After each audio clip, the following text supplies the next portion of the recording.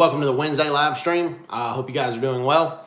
I am going to talk to you today about various news that is going on. And first things first, talking about South Africa.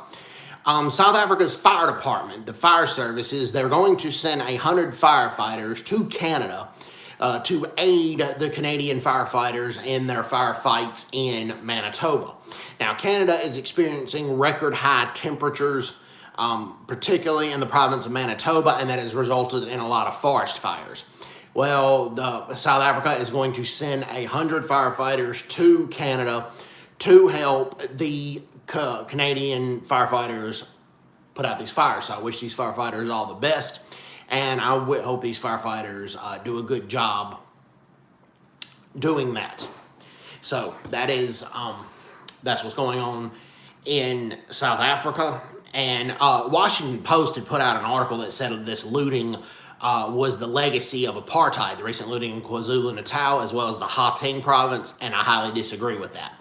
This looting was the result of a lot of things, but it started out as some of Jacob Zuma's most blind and loyal supporters going out and looting KwaZulu-Natal because Jacob Zuma had been arrested for failure to appear in court. But his court date for that has been postponed. His court date for being arrested for his court date is being postponed. So it's highly unlikely that the ANC will ever get convicted of corruption and state capture and fraud. The ANC is trying to patch up the factions that are dividing the ANC. And Ramaphosa had said he avoided corruption when he was deputy president, or tried to. I don't believe that. There's a lot of corruption that Ramaphosa had turned a blind eye to. And Ramaphosa had basically lied to the UN, and he lied to reporters at the UN when asked about farm murders. And they said there's not a farm murder problem in South Africa. And that is just an outright blatant lie. Let me explain this. Okay, there has been a recent farm attack in South Africa and more farm murders. It is more dangerous right now to be a farmer in South Africa than it is to be a U.S. soldier in Iraq or Afghanistan. It's also more dangerous to be a farmer in South Africa than it is to be a policeman in South Africa. And the policemen in South Africa have to deal with 52 murders a day, and not all of those murders are farm murders. South Africa is one of the most dangerous countries in the world, with a murder rate 7 times that of the United States. And then I can tell you, as an American, the United States is not the most dangerous country, but it's also not the most safest country either. And particularly amongst developed nations, amongst Western nations, the USA typically ranks as one of the more dangerous. So if South Africa is 7 to 10 times more dangerous than the United States, and you're a police officer out there fighting crime, that is a dangerous job. So imagine being a farmer in South Africa and having to deal with more danger than that. So I'm going to get this link posted to the Telegram group. Hope you guys are doing well. Hope all is well. And okay, talk about a movie I watched a few days ago. I've seen it before, but Flyboys. It's about some U.S. fighter pilots in World War I, and they go and work for the Lafayette Squadron, or Lafayette Escadrille. Yeah, I'm sorry, I don't speak French very well. But this was before the U.S. declared war on Germany in World War I, and many Americans wanted to. Wickes De Beer says, Brett, I agree that your looting was a result of the ANC legacy, not that of apartheid. And I agree. And it's the result of the ANC. And it first started as looting for Jacob Zuma, protest from him being arrested. But then it spiraled out to people just wanting opportunities for looting, wanting free stuff, wanting handouts. The majority of South Africans were abhorred by the looting. That's why when the SAPS, largely due to its Minister of Police, Becky Cele did not take action. He was largely disappeared through most of the looting, didn't make press appearances, didn't tell the police or the press what to do in this situation. A lot of citizens took it upon themselves to guard the malls, to guard their businesses, to guard their property. But there was a small but not insignificant portion of South Africans that went and tried to get free stuff, and it wasn't just because they were hungry. There were TVs that were stolen. There was a forklift that was stolen, and it wasn't they could get the vaccines. A vaccine manufacturing facility was something that was destroyed as well. Now, some of the frustrations toward the ANC towards this is that when Mandela took power in 1994, as I pointed this out before, overall I admire Nelson Mandela, but he promised all this free stuff. He promised a free house. He promised a lot of free stuff, and there have been people on the waiting list for a free house for 20 years. That's just not how things work in life. And there was a lot of anger there towards not getting a lot of the things the ANC had promised. I don't think democracy in South Africa is the problem, but I think that the expectations of democracy, particularly by many ANC supporters, were the problem. So I think the Washington Post had made a very bad error saying this was the legacy of apartheid or the result of apartheid. No, it wasn't. It was more the ANC's legacy than apartheid. And then Duduzane Zuma goes on TV, and Ronaldo Host pointed it out. I saw the clip where Duduzane Zuma had said, "Loot responsibly." Then Cyril Ramaphosa goes and eliminates curfews, eliminates a lot of lockdown restrictions while the looting was going on. So that basically just gave the looters the green light to do whatever they wanted to do, because they weren't going to get prosecuted. They weren't going to get jail time. They weren't going to get hardly anything. And at least 300 people have died as a result of the looting. I have some friends in KwaZulu-Natal, and while their home didn't get broken into, a lot of their neighbors' homes got broken into, and people had to try to destroy the homes of their neighbors. Now, the Indian South African population in Phoenix, there was some excessive retaliation in regards to them, but for the most part, it was just self-defense, trying to defend their homes, trying to defend their property.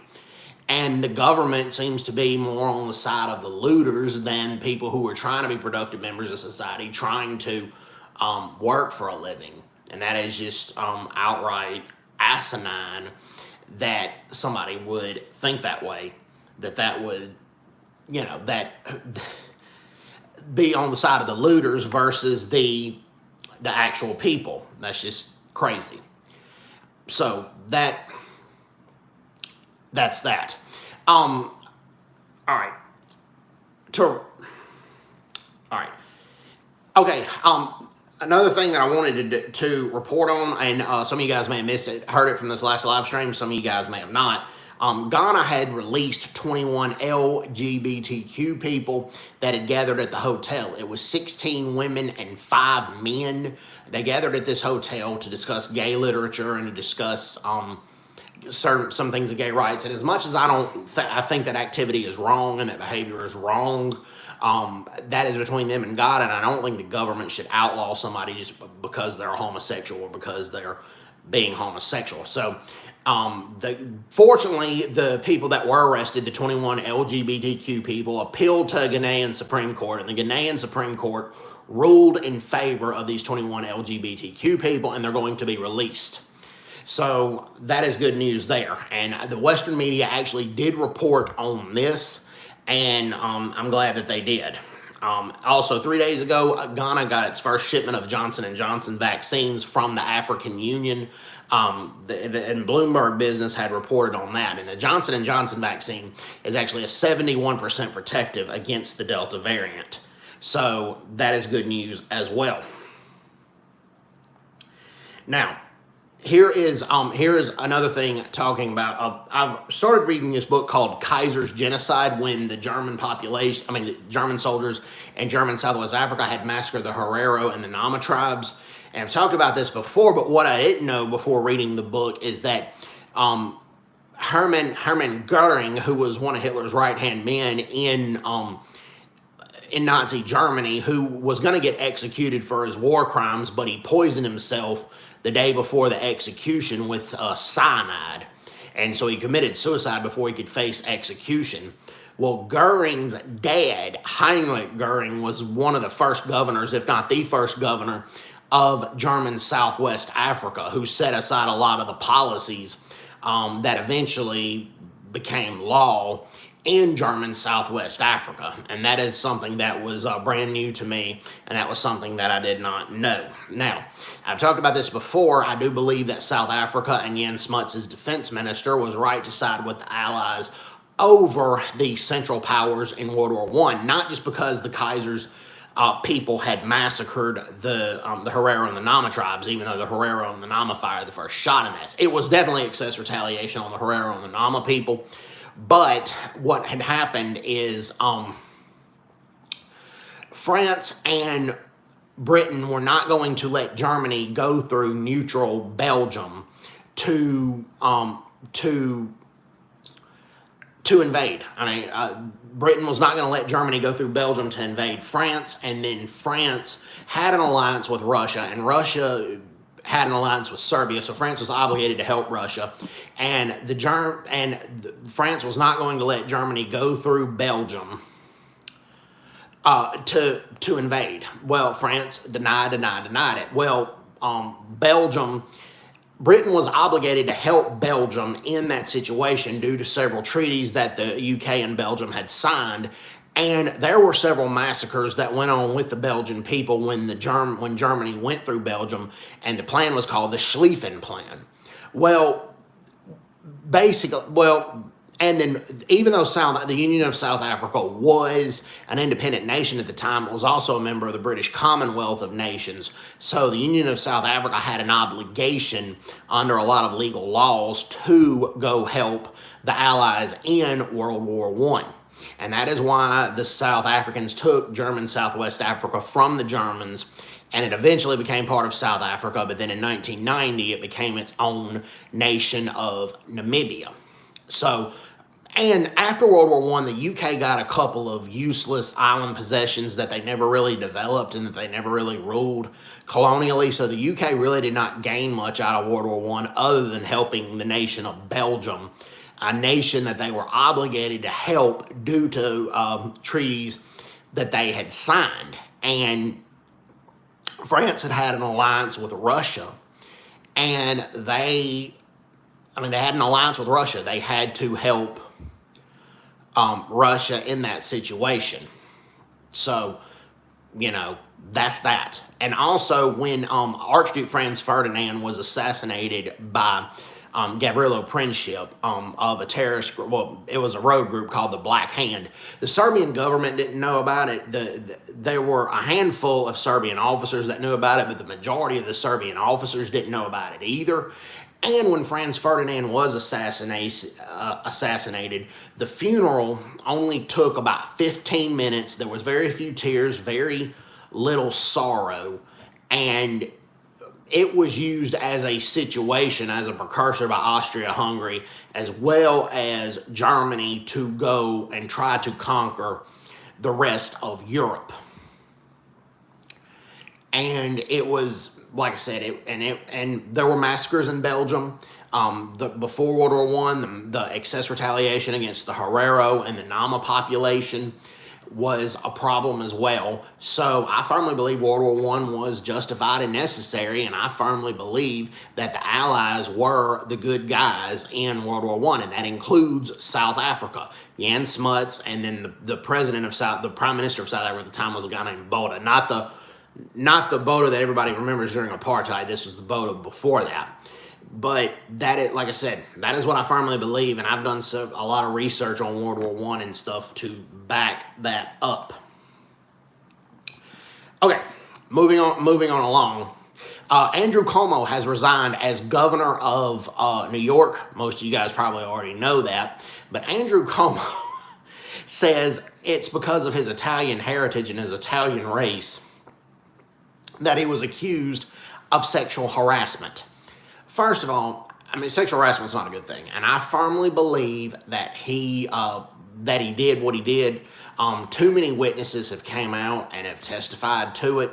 But as I pointed out in previous videos, he needs to be in jail for manslaughter, because moving senior COVID-19 patients to nursing homes without getting the non-COVID-19 patients out in the first place, and then trying to cover the whole situation up. That is, to me, way worse than sexual harassment.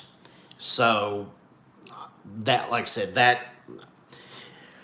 that's what's going on in the United States right now. That is the main news. Okay, now here is some things that may be a problem. Tulsa Race Massacre survivors prepare for journey to Ghana. Two survivors of the 1921 Tulsa Race Massacre are getting the trip of a lifetime. Viola Ford Fletcher, she's 107 years old but still alive, and her brother Hughes Van Ellis, 100, leave for Africa in a few days. The two centenarians are meeting with Ghana's president and numerous Ghana's tribal chiefs. They also have the names of descendants on a wall as the Diaspora Africa Forum Embassy. This culminates in a traditional ceremony where Mother Fletcher will be named as Queen Mother and Van Ellis will be honored with a chieftaincy. Those sponsoring the trip are calling it Coming Home, a journey of a lifetime. Now, here's the thing with that, okay? The Tulsa Race Massacre was a shocker, and a lot of black-owned businesses and a lot of black enterprises were destroyed because of it. But here was the thing. There was a black elevator attendant that had a, that was, and a white lady were alone in an elevator. And that the white lady, I mean, there were some people that misunderstood and thought that he had raped and harassed her, which the white lady had testified and said that he didn't. But some people didn't believe her. So, more or less, it was a misunderstanding more so than racism. Now, racism was involved because black businesses got destroyed, and it put black economics of the capitalist system downhill. But it was more or less of a misunderstanding than just outright wanting to kill black people, wanting to destroy businesses and everything else. The lady had testified and said that she did not believe he raped her. She did not believe he sexually assaulted her. From what I have studied on that, it looks like she may have lost her footing in the elevator and he tried to catch her. And it was just people saw it differently. Getting off the elevator. So, I'm okay with them visiting Ghana. I hope they have a good trip. I hope they get honored. The Tulsa race riots were a scar on American society. But what I don't want this to happen is I don't want race-baiting politics to come into it. I don't want, all white people are bad, which is not true, to come into it. And I don't want that's just... And there's a lot of African-American expats that live in Ghana, but I can tell you a lot of... Ghanaians don't necessarily want them there. They don't want some of the hip hop attitudes that come with it. They don't want the chip on the shoulder, bad manner attitudes that come with it. Not most blacks that are relocated to Ghana are not like that, but then there are some Ghanaians that try to take advantage of that situation because they have money coming in that they're trying to hustle them and trying to take advantage of their situations, and they get money out of them. So the African diaspora back to Ghana has not exactly been the best thing for Ghanaians or for African Americans. A lot of them have not seen eye to eye, and a lot of Ghanaians don't share that anti-white attitude about a lot of things because how the British ruled Ghana was a disgrace. Yeah, they called Ghana the Gold Coast, and they pillaged Ghana for its coca and a lot of other things. But at the same time, when Kwame Nkrumah came to power, he wrecked Ghana's economy worse than it was when Britain had ruled Ghana. I mean, he was a good freedom fighter, a good liberator, but he wasn't anti-white. He had an Egyptian wife. And he welcomed white South Africans that were in exile from protesting apartheid to let them have safe haven in Ghana.